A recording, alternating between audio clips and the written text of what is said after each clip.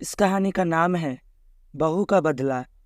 मनाली नाम की एक युवती का विवाह हुआ और वह अपने पति और सास के साथ ससुराल में रहने लगी।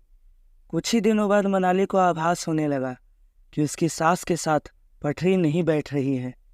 सास पुराने ख्यालों की थी और बहू नए विचारों वाली। मनाली और उसकी सास का आए दिन झगड़ा होने लगा। दिन बीते, महीने बीते और साल भी बीत गया। ना तो सास टीका टिप्पणी करना छोड़ती और ना ही मनाली जवाब देना छोड़ती। हालात बद से बदतर होने लगे। मनाली को अब अपनी सास से पूरी तरह नफरत हो चुकी थी। मनाली के लिए उस समय स्थिति और बुरी हो जाती जब उसे भारतीय परंपराओं के अनुसार दूसरों के सामने अपनी सास को सम्मान देना पड़ता। अब वह किसी भी तरह सास से छुटकारा पाने की सोचने लगी। एक दिन जब मनाली का अपनी सास से झगड़ा हुआ और पति भी अपनी माँ का पक्ष लेने लगा तो वह नाराज होकर मायके चली आई। मनाली के पिता आयुर्वेद के डॉक्टर थे। उसने रो रो कर अपनी व्यथा पिता को सुनाई और बोली, आप मुझे कोई ऐसी जहरीली दवा दे दीजिए जो मैं जाकर उस बुढ़िया को पिला दूं, नहीं तो मैं अब ससुराल नहीं जाऊंगी। बेटी का दुख समझते हुए पिता ने मनाली के सिर पर प्यार से हाथ फेरते हुए कहा, बेटी, अगर तुम अपनी सास को जहर खिलाकर मार दोगी तो तुम्हें पुलिस पकड़ कर ले जाएगी और साथ ही मुझे भी, क्योंकि वो जहर मैं तुम्हें दूंगा, इसलिए ऐसा करना ठीक नहीं होगा। लेकिन मनाली जिद पर अड़ गई, आपको मुझे जहर देना ही होगा। अब मैं किसी भी कीमत पर उसका मुंह देखना नहीं चाहती। कुछ सोचकर पिता बोले, ठीक है, जैसी तुम्हारी मर्जी, लेकिन मैं तुम्हें जेल जाते हुए भी तो नहीं देख सकता, इसीलिए जैसे मैं कहूँ वैसे तुम्हें करना होगा। मंजूर हो तो बोलो। मनाली ने पूछा, क्या करना होगा?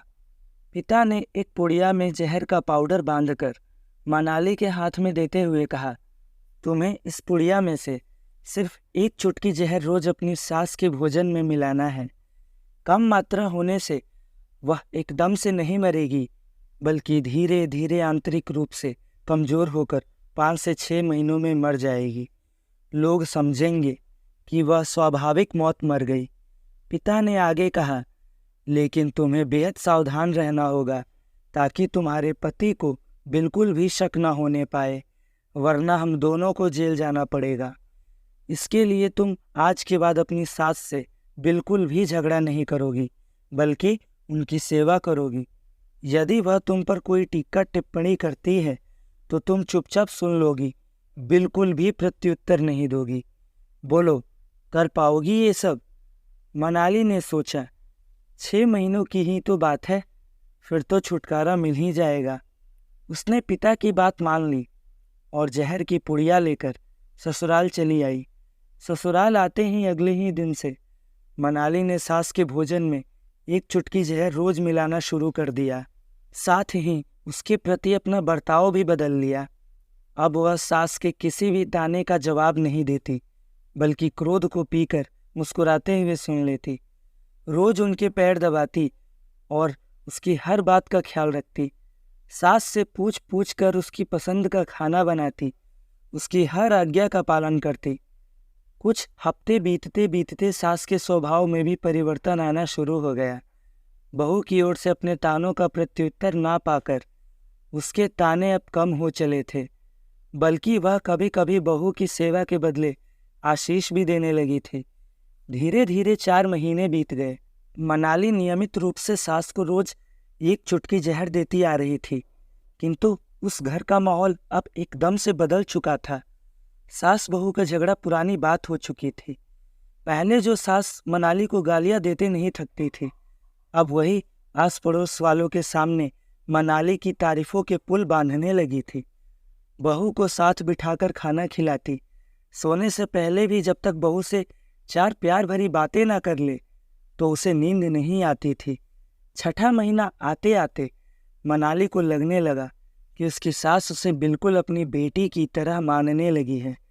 उसे भी अपनी सास में माँ की छवि नजर आने लगी थी। जब वह सोचती कि उसके दिए जहर से उसकी सास कुछ ही दिनों में मर जाएगी, तो वह परेशान हो जाती थी। इसी ऊहापोह में एक दिन वह अपने पिता के घर दोबारा जा पहुंची और बोली, पिताजी, मुझे उस जहर के असर को कम करने की दवा दीजिए, क्योंकि अब मैं अपनी सास को मारना नहीं चाहती।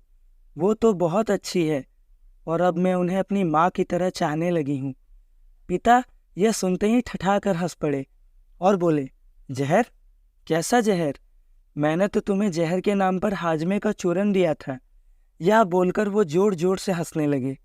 तो इसीलिए दोस्तों, बेटी को सही रास्ता दिखाएं और माँ बाप का पूर्ण फर्ज अदा करें।